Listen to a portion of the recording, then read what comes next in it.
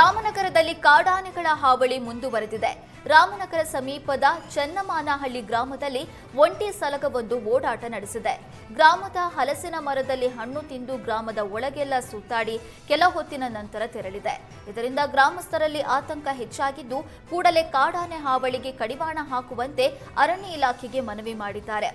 ದೊಡ್ಡ ಮಣ್ಣುಗುಡ್ಡೆ ಅರಣ್ಯ ಪ್ರದೇಶದಿಂದ ಕಾಡಾನೆ ಬಂದಿದ್ದು, ಗ್ರಾಮದೊಳಗೆ ಒಂಟಿ ಸಲಗದ ಓಡಾಟದ ದೃಶ್ಯ ಸ್ಥಳೀಯರ ಮೊಬೈಲ್ನಲ್ಲಿ ಸೆರೆಯಾಗಿದೆ. ಇತ್ತೀಚೆಗೆ ಉಡುಪಿ ಜಿಲ್ಲೆಯ ಪಡುಬಿದ್ರಿ ಕಾಪು ಪರಿಸರದಲ್ಲಿ ಕಳ್ಳತನ ಪ್ರಕರಣಗಳು ಹೆಚ್ಚಾಗ್ತಿವೆ. ಹಿರಿಯ ಕಾಂಗ್ರೆಸ್ ಮುಖಂಡ ಕಾಪು ದಿವಾಕರ್ ಶೆಟ್ಟಿ ಮನೆಯಲ್ಲಿ ಬಾಗಿಲು ಮುರಿದು ಒಳನುಗ್ಗಿದ ಆಗಂತುಕರು ಕಳ್ಳತನ ಮಾಡಿದ್ದಾರೆ. 2 ದಿನದ ಹಿಂದೆ ಪಡುಬಿದ್ರಿ ಪರಿಸರದಲ್ಲಿ ಕೋಟ್ಯಾಂತರ ಮೌಲ್ಯದ ಚಿನ್ನ ಕಳ್ಳತನವಾಗಿತ್ತು. ಇದೀಗ ರಾಷ್ಟ್ರೀಯ ಹೆದ್ದಾರಿ ಪಕ್ಕದಲ್ಲೇ ಇರುವ ಕಾಂಗ್ರೆಸ್ ಮುಖಂಡನ ಮನೆ ದೋಚಿದ್ದಾರೆ.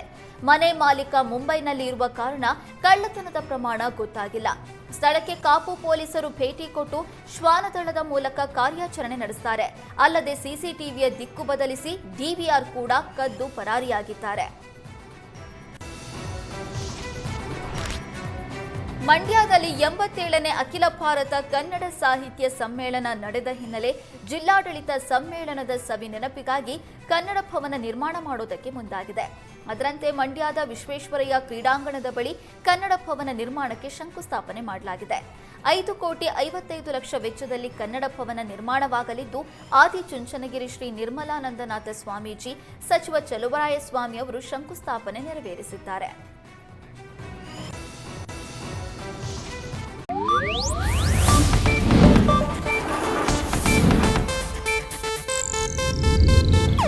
ಇದು ಏಷ್ಯಾನೆಟ್ ನ್ಯೂಸ್ ನೆಟ್ವರ್ಕ್ ಪ್ರಸ್ತುತಿ.